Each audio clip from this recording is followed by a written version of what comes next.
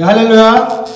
네, 방금 읽은 우리 사무엘상 24장 1절에서 7절까지 말씀을 가지고 함께 따라해 봅시다. 절대주권. 네, 절대주권이라는 제목으로 우리 하나님 말씀 나누기를 원합니다. 여러분, 우리가 지난 시간 사무엘상 말씀을 뭐였는지 기억나나요?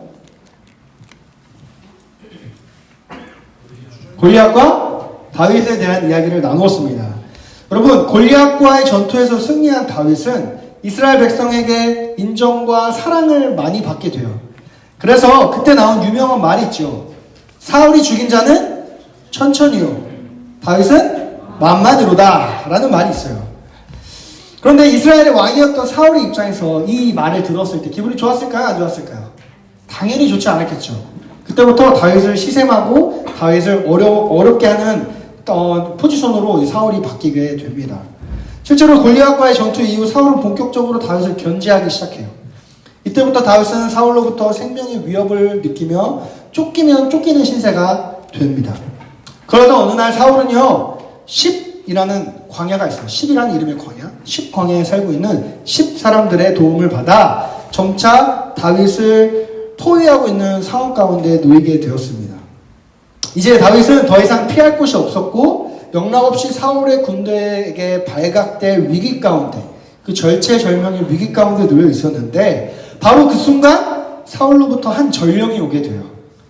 그 전령은 바로 블레셋이 또다시 이스라엘을 침략했다라는 내용이에요. 우리 사무엘상 23장 말씀 바로 앞장에 있는데요. 23장 27절에서 29절 함께 읽도록 하겠습니다. 시작. 전령이 사울에게 와서 이르되 급히 오소서 블레셋 사람들이 땅을 침노하나이다.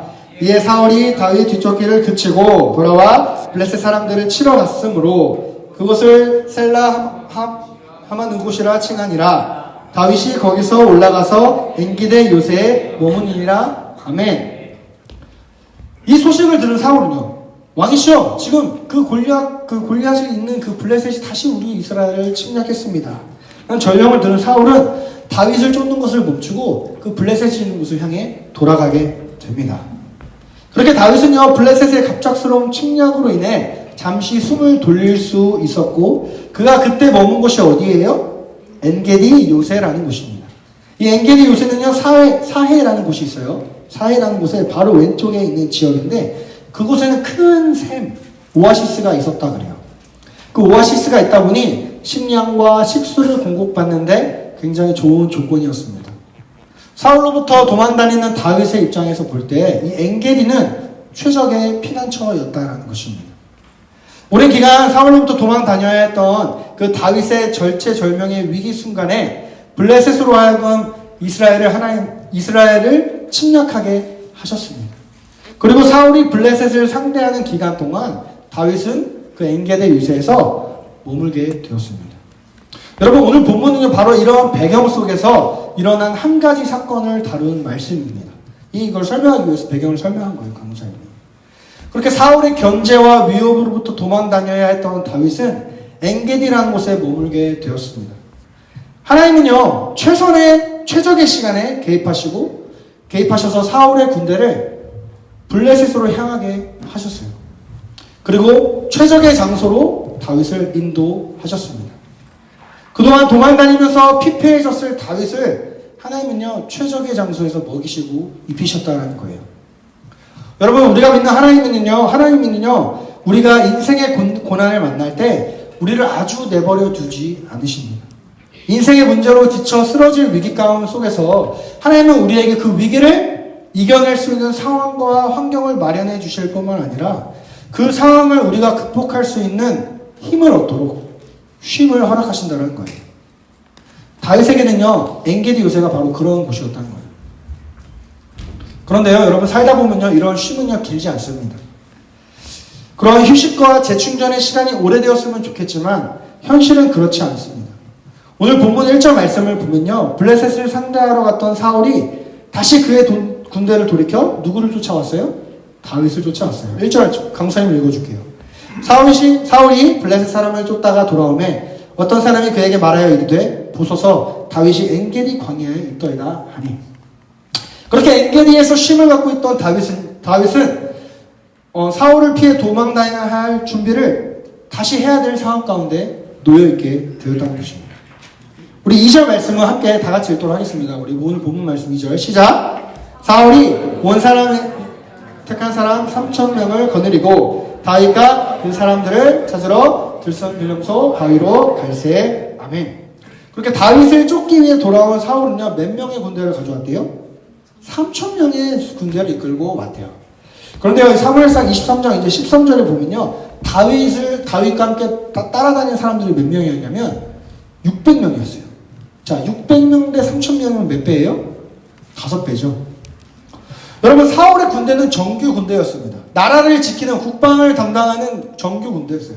그런데 다윗과 함께 다니는 사람들은요, 군인도 있었지만 레위인도 있었고 제사장도 있었고 일반 민간인도 있었어요. 다시 말해 3,000명의 군대를 상대하기에는 턱없이 우압지졸인 무리들이었다는 거예요. 사울이 이토록 많은 군대를 몰고 다윗을 쫓고 있었던 이유는 무엇일까요? 성경은 뭐라고 기록하냐면요, 거기서 말하는 그는 누구냐면 사울이 다윗을 뭐하였다? 두려워하였다라고 말하고 있기 때문입니다.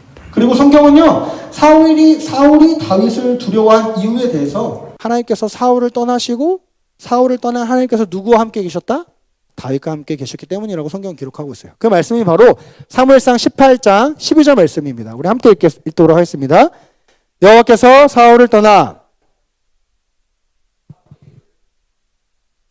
아멘. 그렇습니다. 여러분, 우리는요, 다윗과 같이 하나님께서 함께하는 자들이에요. 그래서 우리는 뭐라 그래요? 무슨 도? 성도라 그래요. 또는 하나님의 백성이라고 합니다. 하나님께서 함께 하시는 백성들에게는요, 무엇이 없어요? 두려움이 없어야 된다는 거예요.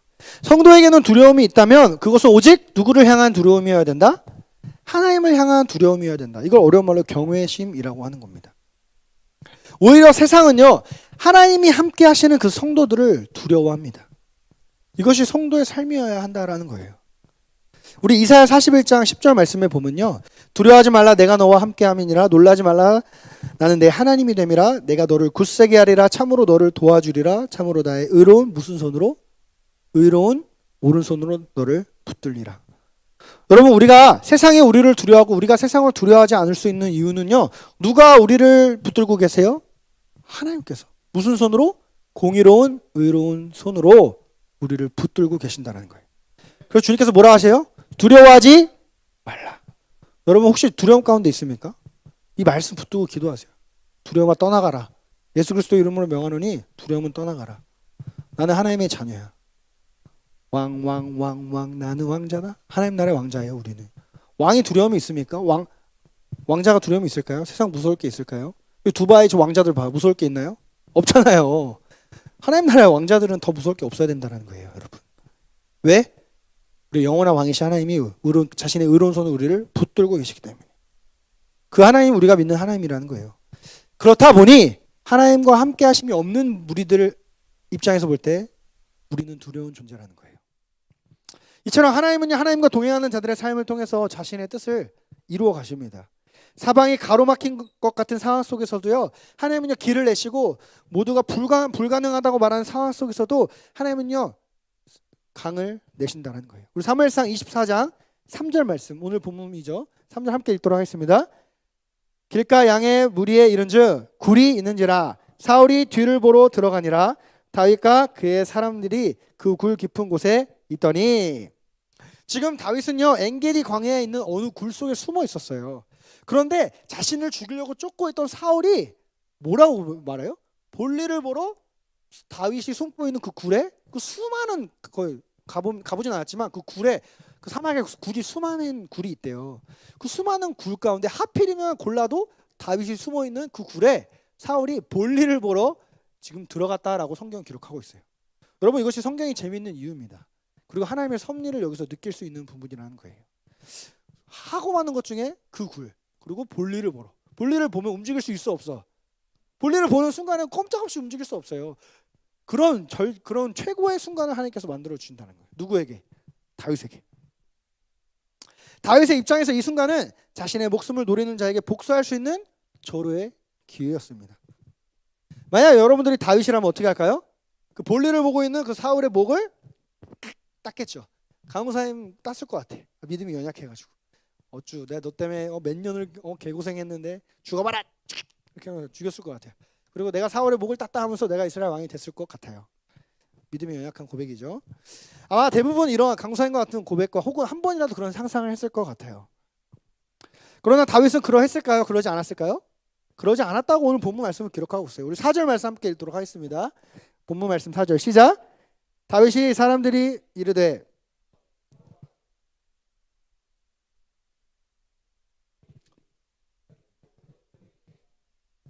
이것이 그날이니이다 하니 다윗이 일어나서 사울의 겉옷자락을 가만히 베니라.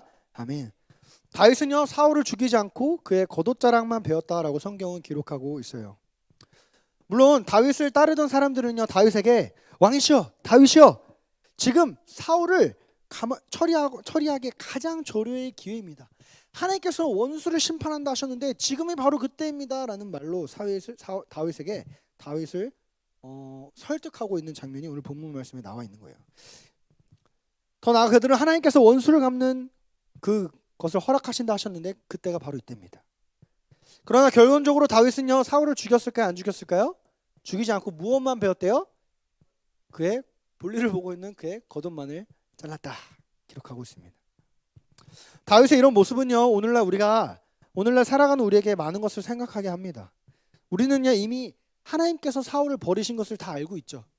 그렇죠? 그리고 게다가 좀만 앞장을 넘겨보면 하나님께서 사무엘을 통해서 다윗에게 무엇을 했죠? 기름을 부으셨어요. 여러분 기름 부었다라는 건 뭐예요? 하나님께서 택하신 백성이다. 내가 특별히 구별하여 하나님 나라를 위해 너를 세우겠다라는 뜻이에요. 사울은 버리시고 새로운 사람으로 다윗에게 기름을 부었어요. 이런 사건이 이미 일어났어요. 그러면 다윗에게는 충분히 사울을 죽일 만한 명분과 또 정통성이 있다라는 거예요. 그럼에도 다윗은 사울을 죽이지 않았습니다. 다윗이 사울을 죽이지 않았던 이유는 오늘 본문 말씀 5절과 6절에 나오는데요. 우리 5절과 6절 함께 읽도록 하겠습니다. 그리한 후에 사울의 옷자락 뱀으로 말미암아 다윗의 마음이 찔려 자기 사람들에게 이르되 내가 손을 들어 여호와의 기름 부음 받은 내 주를 치는 것은 여호와께서 금하신 것이니 그는 여호와의 기름 부음 받을 자가 됨이니라 하고. 다윗이 그 절호의 기회였음에도 불구하고 사울을 죽이지 않았던 이유는 무엇이래요? 사울 또한 여호와께서 기름 부은 자라는 것입니다. 사울이 하나님께 기름 부음 받은 존재라는 것이에요. 기름 부음 받은 존재란 하나님께서 친히 구별하여 세우신 사람이라는 뜻입니다. 그래서 왕, 제사장, 선지자에게 기름을 부었어요. 과거에는. 비록 다윗의 입장에서 볼 때 사울은요 자신의 목숨을 노리는 적이었지만 다윗 자신도 최근에 사무엘에게 기름 부음 받을 존재였지만 그는 여전히 사울을 하나님께서 기름 부음 받은 존재로 여겼다라는 것입니다. 다윗의 이러한 마인드를 이러한 생각을 성경은 무엇이라고 기록하고 있냐면요. 로마서 13장 1절에 다음과 같이 고백합니다. 우리 함께 읽겠습니다. 각 사람은 위에 있는 권세들에게 복종하라. 권세는 하나님으로부터 나지 않음이 없나니 모든 권세는 다 하나님께서 정하신 바라. 아멘. 여러분요. 그것이 선한 권세이든 악한 권세이든 그 권세는 누구로부터 왔대요? 하나님으로부터 왔대요. 그 정부가, 그 권력이, 그 나라가, 그 사람이 악하던 선하던 간에 그 권력은 누구로부터 왔다? 하나님으로부터 왔다. 로마서는 이렇게 고백합니다. 왜냐하면 이 세상의 모든 권세는요 하나님께서 정하신 것이기 때문에 그래요. 모든 권세가 하나님의 주권 안에 있기 때문에 그렇습니다. 하나님의 허락하심 없이는요 이 세상에 어떤 일도 벌어질 수 없어요. 이 세상에 무언가 벌어졌다면 그것이 나의 비록 죄로 인한 사건이라 할지라도 여러분 그 사건은, 그 상황은, 그 환경은 누구의 손 안에 있는 거예요? 하나님 손 안에 있는 거예요. 이것을 우리는 어려운 말로 절대 주권이라고 말합니다. 다윗에게는요 이러한 믿음이 있었어요. 다윗은 사울이 하나님께서 세우신 왕이라는 것에 대한 믿음이 있었습니다. 다윗의 초점은요 사울이 이스라엘의 왕이라는 것에 있지 않고 다윗의 초점은요 사울을 세우신 분이 하나님이시라는 것에 초점을 두며 살아갔다는 거예요. 우리 야고보서 4장 11절에서 12절 말씀 우리 함께 읽겠습니다. 시작. 형제들아 서로 비방하지 말라. 형제를 비방하는 자나 형제를 판단하는 자는 곧 율법을 비방하고 율법을 판단하는 것이라. 내가 만일 율법을 판단하면 율법의 준행자가 아니요 재판관이로다. 입법자와 재판관은 오직 한 분이시니 능히 구원하기도 하시며 멸하기도 하시느니라. 너는 누구이기에 이웃을 판단하느냐. 아멘. 여러분, 우리가 믿는 하나님은요, 법을 만드신 입법자시에요. 그 법으로 옳고 그름을 판단하시는 재판관이시라고 성경은 기록하고 있어요. 그리고 우리는요, 그 법을 따르는 무엇이래요? 준행자라고 야고보서는 기록하고 있습니다. 여러분, 우리가 주님의 그 법도와 그 통치를 따를 때 재판관 되신 하나님께서 우리의 모든 억울함과 분통함과 그 분통함들을 해결해 주신다는 거예요. 판단해 주신다는 것입니다. 다윗은요, 입법자나 재판관의 정신으로 살아간 게 아니라 그는 하나님 앞에 준행자로 살아갔던 사람이라는 거예요. 비록 사울이 나를 죽이는, 나의 목숨을 노리는 철천지 원수와 같은 존재임에도 불구하고 그 또한 하나님께서 세우신 권세이기 때문에 그 권세에 내가 함부로 칼을 댈 수 없다. 다윗은 마음에 찔려 그를 죽이지 않고 그의 옷자락만 베었던 것입니다.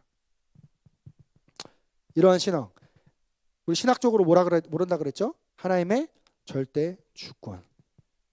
하나님의 절대 주권을 인정하는 신앙은요, 오늘날 성경을 읽지 않고 자신의 고집과 아집만으로 신앙생활하며 하나님의 말씀에 순종하기보다 나의 유익과 기쁨대로 살기로 선택하는 세상 속에서 특별히 예수님을 먼저 믿는 성도들이 가장 먼저 회복해야 될 정신이라는 거예요. 정신. 여러분, 신약 성경에서는요, 다윗과 같이 이런 준법자의 정신으로 살아가신 한 분이 계신데요. 그분의 이름이 무엇이냐면요, 바로 예수님이세요. 우리 요한복음 19장 10절과 11절 우리 함께 읽도록 하겠습니다. 시작. 빌라도가 이르되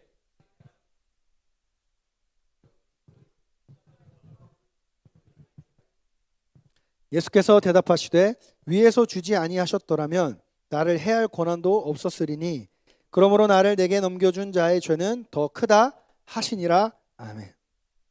지금 이 말씀은요, 예수님이 십자가를 지기 전 빌라도라는 왕 앞에 재판을 받고 있는 상황이에요. 빌라도는요, 예수님을 십자가에 못 박을 수도 있는 정치적인 힘을 가진 권력자였습니다. 그래서 내가 너를 십자가에 못 박거나 너를 놓아줄 수 있는 권한이 있는 줄 너는 모르느냐? 지금 빌라도가 예수님을 협박하는 거예요. 만약 예수님께서 그에게 잘 보이기를 원했다면 어쩌면 예수님은 십자가에서 죽지 않으셨을 수도 있습니다. 아, 그런가요? 나 좀 살려주세요. 알죠. 이렇게 아양을 떨으셨다면 예수님이 십자가에서 죽지 않으셨을 수도 있습니다.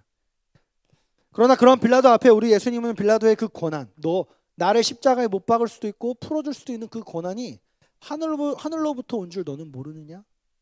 이렇게 하나님께서 얘기하시면서 빌라도의 그 재판에 기쁨으로 순복하십니다. 예수님은 하나님의 아들로서 빌라도의 권한과 그 권력에 저항할 수도 있었습니다. 그러나 예수님은 저항하지 아니하시고 빌라도의 권한에 순복하셨습니다. 왜냐하면 빌라도에게 있는 그 권한은 누구에게 왔다? 하나님께로부터 왔기 때문에 그래요. 그렇게 하나님이시며 아들이신 우리 주 예수님은 입법자이시면서 재판관이셨지만 불의한 그 판결에 순응하셨습니다. 불의한 재판의 희생양이 되셨어요. 이 세상에 예수님보다 억울하고 불공평한 판결을 받으신 분은 아무도 없습니다. 그러나 그 예수님께서 받으신 그 불의한 판결 때문에 우리의 죄가 용서함 받았다는 거예요. 예수님께서 받으신 그 불공평한 그 처우 때문에 우리는 영원한 죽음에서 영원한 천국으로, 영원한 생명으로 옮겨졌다는 것입니다. 그렇다면 여러분, 우리는 얼마나 이와 같은 예수님의 발자취를 따라가며 살아가고 있습니까? 우리 삶 속에서. 누군가에게는 그 권세가 나에게는 부모님일 수 있어요. 나는 왜 이딴 부모님을 주셨을까? 나는 왜 만나는 담임 선생님마다 거지 같은 담임 선생님 만나게 해주셨을까? 우리 학교 교장 선생님은 왜 이렇게 기독교를 미워할까? 또 청년들, 왜 내 목자는 왜 이렇게 내가 원하지 않는 목자를 하나님께서 인도해 주신 걸까? 또 선생님들, 왜 내 직장 상사는 꼭 이런 사람만 걸리는 걸까? 또 교회 리더십은 왜 이럴 수 있을까? 또 나라의 통치자는 왜 저런 사람이 나라를 통치하고 있을까? 이렇게 생각하며 살아갈 수 있습니다. 내 마음에 들지 않는다는 이유로 우리는 얼마나 많은 사람을 미워하고 판단하며 그런 권세자들의 권위에 도전하며 살아가고 있습니까? 그리고 너무나 많은 죄를 하나님 앞에 범죄하고 있다는 거예요. 내가 뽑지 않은 대통령이라고, 내가 뽑지 않은 정치인이라고, 내가 뽑지 않은 담임 목사라고, 내가 원하지 내 뜻과 반대되는 교육자라고, 선생님이라고, 부모님이라고, 직장 상사라고, 우리는 그 권위에 순복하지 않는 죄악을 얼마나 많이 범하고 살아갑니까? 오늘날 하나님의 나라를 무너뜨리려는 사단의 전략 중 하나라고 생각되는 것이 바로 윗사람에 대한 불순종이라고 강사님은 생각해요. 윗사람을 존경하지 않는 마음, 다른 말로 모든 권위에 대한 저항심입니다. 이것을 뒷받침하는 철학적 사상이 바로 포스트 모더니즘이겠죠. 이러한 정신은요, 오늘날 꼰대라는 이름으로 정당화되고 있습니다. 그래서 한번 꼰대로 분류되면 그 사람의 메시지는 가치 없는 것으로 분류됩니다. 치부됩니다. 그리고 이런 사회적인 흐름과 현상은 좋은 신앙의 전승마저 이루어지지 않게 한다는 것입니다. 학생이 교사의 말을 듣지 않고 학생이 교사의 권위에 반박하며 자녀가 부모의 말에 순종하지 않고 심지어는 성도가 하나님의 말씀에조차 순종하지 않는 이런 세상 속에 우리는 살아간다는 거예요. 그러나 지난주에 강사님이 나누었듯이 우리에게는 반드시 이루어야 할 하나의 사명이 있습니다. 바로 예수님의 비전이죠. 무슨 뜻? 아나 뜻. 우리 마태복음 28장 함께 읽도록 하겠습니다. 그러므로 너희는 가서 모든 민족을 제자로 삼아 아버지와 아들과 성령의 이름으로 세례를 베풀고 내가 너희에게 분부한 모든 것을 뭐하라? 가르쳐 지키게 하라. 여러분, 선생의 입장에서 여러분들에게 이 하나님의 말씀을 가르쳐 지키게 하기 위해서는요, 어쩔 수 없이 꼰대가 되어야 되는 거예요.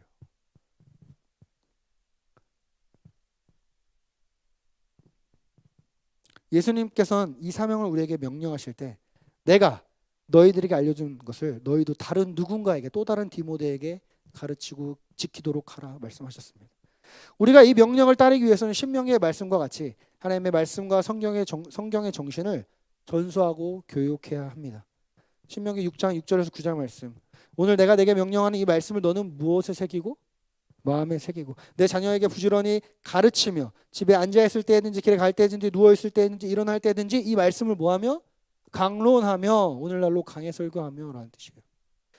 너는 또 그것을 내 손목의 기호로 삼으며 내 미간에 붙여 표로 삼고 또 내 집 문설주와 바깥문에 기록할지니라. 하나님께서는 왜 오늘날로 얘기하면 주입식 교육이에요. 왜 우리에게 주입식 교육을 하라고 말씀하셨을까요? 왜? 그 주입식 교육 방법론이 없으면요, 여러분 신앙의 전승이 이루어질 수 없기 때문에 그래요. 하나님께서 말했죠. 가르쳐 지키게 하라. 마음판에 새기도록 암송시키고 외우게 하고 듣게 하고 읽게 하고 기도하게 하는 오늘날로 뭐예요? 꼰대짓하게 하는 이유가 뭐예요? 신앙의 전수가 이어져 가게 하기 위함이라는 거예요. 사탄은요, 오늘날 꼰대라는 이름으로 이러한 순종의 신앙, 전승의 과정들이 이루어지지 못하게 합니다. 그 결과 오늘날 우리 안에 하나님의 절대 주권에 대한 신앙마저 흔들리게 되었다는 것입니다. 그러나 다윗은요, 이러한 사단의 전략에 넘어갔을까요? 안 넘어갔을까요? 넘어가지 않았죠. 그는 사울을 죽이지 않고 사울의 옷자락만을 베었습니다.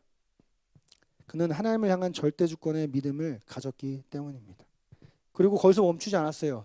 오늘 본문 말씀 7절에 보면요, 자신이 갖고 있던 이 하나님을 향한 절대 주권에 대한 이 믿음과 이 신앙을요, 누구에게 알려줘요? 자신의 동료들에게 알려줍니다. 우리 7절 말씀 함께 읽도록 하겠습니다. 시작. 다윗이 이 말로 자기 사람들을 금하여 사울을 해하지 못하게 하니라. 사울이 일어나 굴에서 나가 자기 길을 가니라. 아멘. 여러분, 하나님의 절대 주권 전해야 된다는 거예요. 이 신앙은 전해야 된다는 거예요. 내 안에 머물면 이 신앙은 썩어지는 것입니다. 흐르는 물과 같이, 고여있는 물과 같이. 신앙은 물과 같이 흘러보내야 된다는 거예요. 그러기 위해서는 피땀 흘리는 주입식 교육과 교육, 그런 것들이 필요한 거예요. 신명기의 말씀처럼 가르쳐 지키게 하는 그런 과정들이, 뼈를 깎는 과정들이 필요하다는 것입니다. 하나님의 절대 주권의 그 신앙이 회복될 때 비로소 세상은 우리를 두려워한다는 거예요.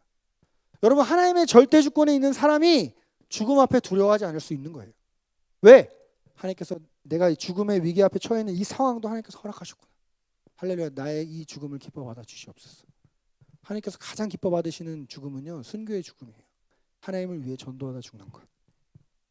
강사님의 소원입니다. 여러분도 그런 소원 품는 여러분 되기를 소망합니다. 전도하다 핍박받고 전도하다 죽고 하나님께서 그 죽음을 가장 귀하게 여기신다는 거예요. 가장 값진 죽음이라는 거예요. 그래서 천국에서 가장 하나님과 가까이 있는 자들이 순교자들의 자리라고 성경은 말씀합니다. 그렇게 우리가 하나님의 절대 주권에 순복할 때 하나님의 나라는 나를 통해 점차 확장되어 갑니다. 지금도 우리 삶에 개입하시고 우리와 여전히 함께 계시는 그 하나님을 바라보기를 소망합니다. 그분은요, 공의로우시고 사랑에 충만하신 분이세요. 공의와 사랑으로 여러분들을 인도하시고 이 세상을 통치하시는 분이시라는 것입니다.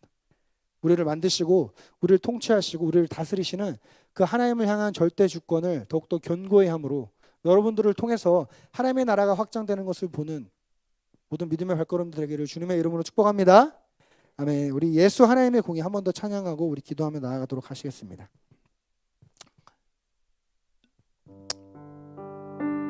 오늘 들은 말씀 기억하면서 하나님의 공의, 하나님의 통치, 하나님의